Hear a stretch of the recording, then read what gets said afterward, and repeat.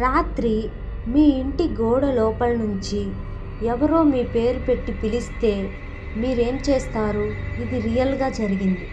రాత్రి 12:30 నవీన్ ఒంటరిగా ఇంట్లో ఉన్నాడు. అప్పుడే గోడ లోపల నుంచి ఒక శబ్దం, టక్ టక్ అని శబ్దం వచ్చింది. నవీన్ ఒక్కసారిగా భయపడ్డాడు.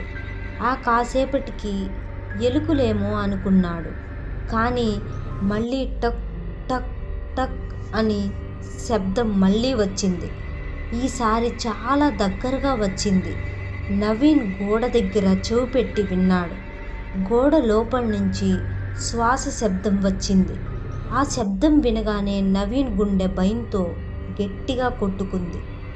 అప్పుడే మొబైల్కి ఒక మెసేజ్.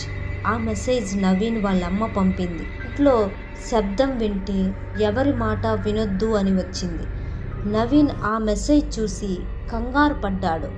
అప్పుడే కిచెన్ తలుపు లోపల నుంచి నవీన్ అని పిలుపు. అది నవీన్ వాళ్ళ అమ్మ గొంతు. అమ్మా, మీరు ఊర్లో ఉన్నారు కదా అని నవీన్ గట్టిగా అరవబోయాడు.